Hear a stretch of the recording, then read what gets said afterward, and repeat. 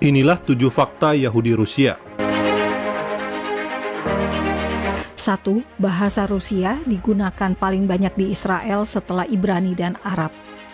Yahudi Rusia dan Ukraina di Israel mencapai 1,3 juta orang dari 9 juta populasi di Israel. Artinya ada 1,3 juta orang yang bisa berbahasa Rusia di Israel. Channel 9, saluran TV Israel, punya siaran berita dalam bahasa Rusia. Di Asdod ada kawasan yang dikenal sebagai Little Moscow. Sedangkan di Yerusalem ada Putin Pub, tempat nongkrong Yahudi berbahasa Rusia.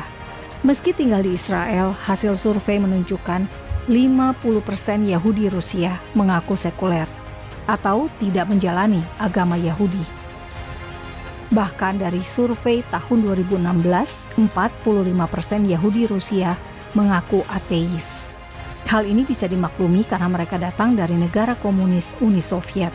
Namun, Yahudi berbahasa Rusia ini paling mendukung negara Israel dan menolak pembagian tanah Israel untuk Palestina. 2. Asal mula Yahudi di Rusia. Ada 100 etnis di Rusia, salah satunya adalah Yahudi. Tahun 2010 menurut sensus Rusia, ada 156.000 Yahudi di Rusia.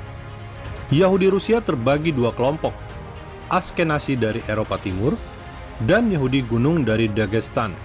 Askenazi datang dari tanah Israel saat terjadi penjajahan Romawi. Yahudi Rusia kebanyakan tinggal di Moskow dan Saint Petersburg. 3. Diskriminasi terhadap Yahudi masa Soviet. Pada abad ke-14, orang Yahudi dituduh sebagai penyebab wabah hitam dengan cara meracuni sumur. Pada masa Tsar Nikola I, anak-anak Yahudi berusia 12 tahun dipaksa menjadi tentara. Pogrom berupa pembunuhan, pengusiran, dan pembatasan aktivitas menimpa Yahudi Rusia.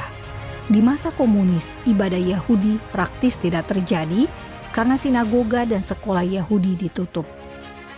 Di masa tirai besi, Yosef Stalin menerapkan pencantuman Yahudi pada identitas warga negara Uni Soviet. Menurut penulis buku tentang Yahudi Soviet, Gal Beckerman, identitas Yahudi bisa menyebabkan tidak dapat pekerjaan, tidak diterima masuk universitas, dan tidak bisa keluar negeri. Salah satu politisi dan tokoh HAM Israel, Natan Sharansky, dipenjara 9 tahun oleh Soviet.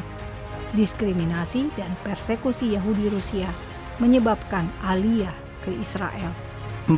Kibbutz, ide Yahudi Rusia. Gelombang aliyah atau pulang kembali ke Israel pertama kali terjadi dari Rusia pada tahun 1882 hingga 1903. Sebanyak 25.000 Yahudi Rusia dan Rumania tiba di Israel. Para olim atau imigran baru ini tinggal dalam komunitas di Metula, Rishon LeZion, Zichron Yaakov, dan Yeshot HaMa'aleh.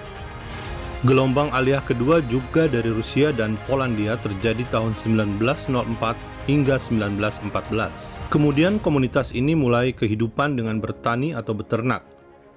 Inilah konsep masyarakat komunal yang dikenal sebagai kibbutz.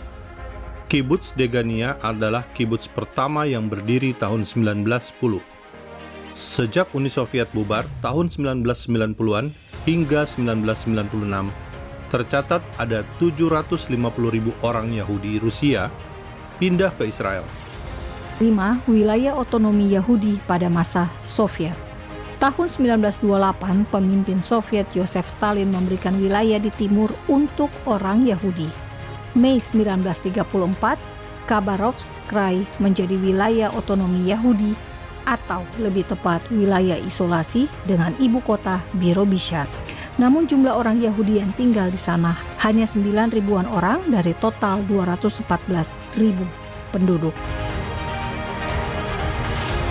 6. Upaya Putin menarik dukungan Yahudi.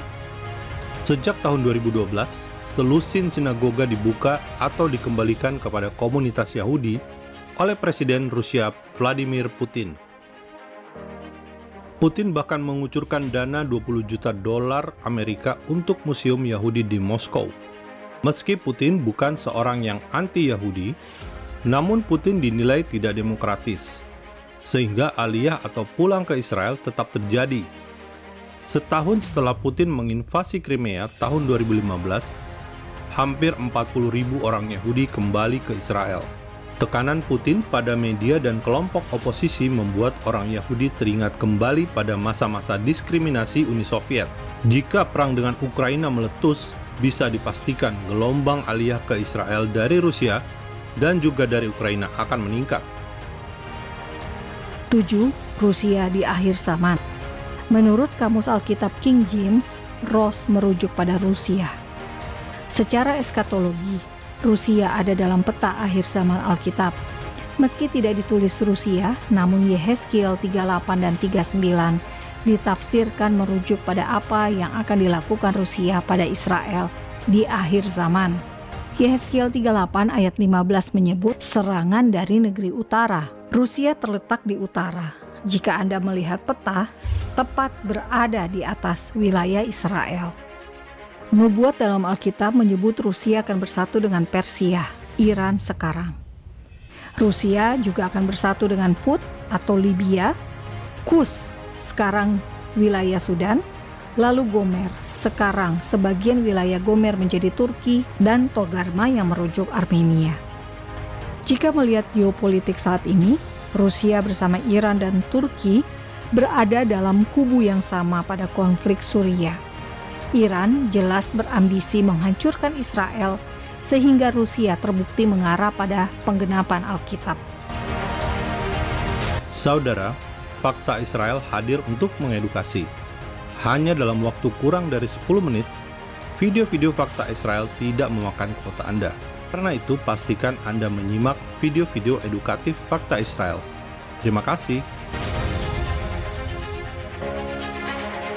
Salam damai dari Fakta Israel.